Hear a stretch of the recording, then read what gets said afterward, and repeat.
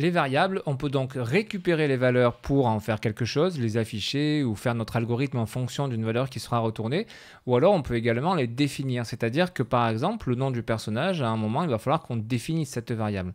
Vous voyez que quand je sélectionne une des variables que j'ai créées, ne vous inquiétez pas, on en créera ensuite ensemble, quand par exemple je prends le nom du perso, dans la colonne de droite apparaît cette variable-là avec la valeur par défaut, sauf que pour l'instant ma valeur est vide. Donc il va bien falloir à un moment qu'on donne la possibilité au joueur d'attribuer un nom justement au héros qu'il va jouer.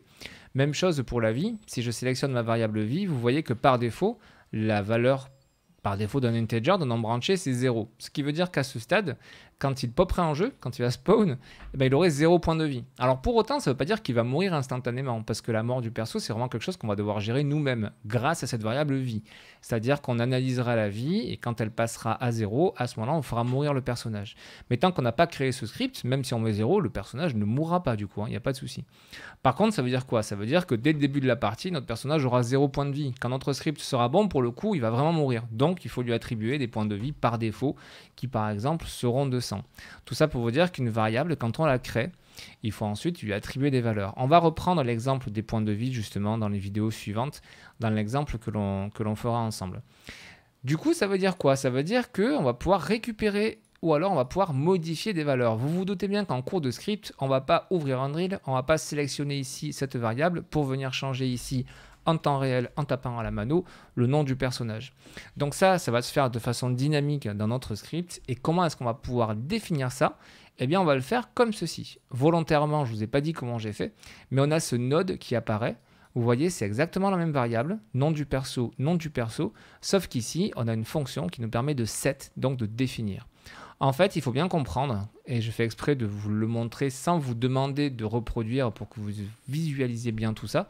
Quand je prends une variable, que je la fais glisser et que je relâche ici, par défaut, ça me demande ceci. Get ou set? Est-ce que tu veux obtenir, on appelle ça créer un getter pour la variable, donc est-ce que tu veux obtenir la valeur actuelle? Si je clique, vous voyez que ça prend cette forme-là. Donc à ce moment-là, ceci va me retourner l'information de la valeur en temps réel et je peux la récupérer, mais absolument pas la définir. Je dois me contenter de ce qu'on me donne.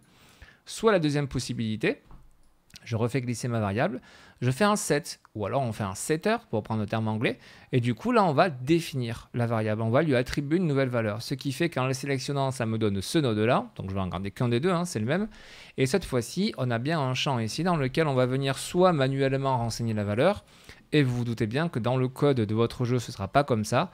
On va venir ici renseigner de façon dynamique une valeur qu'aura tapé le joueur ou son ID Steam ou son ID Epic Store, etc.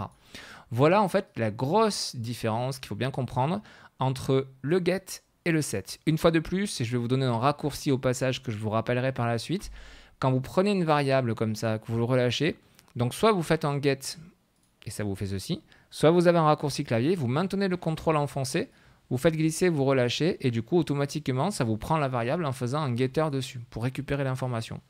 Si vous souhaitez le raccourci pour faire un setter, donc pour faire un set, vous maintenez le Alt enfoncé, vous glissez, vous relâchez, et du coup, vous avez directement ce node. Mais ne vous inquiétez pas dans un premier temps, qui peut être des mois ou même des années, si vous faites juste glisser et que vous sélectionnez à la mano, vous savez du coup ce que vous faites. Le get, vous obtenez, et le set, vous allez définir une nouvelle valeur. Maintenant que vous connaissez tout ça, je vous propose de passer au cas pratique et on va s'occuper de la vie du perso.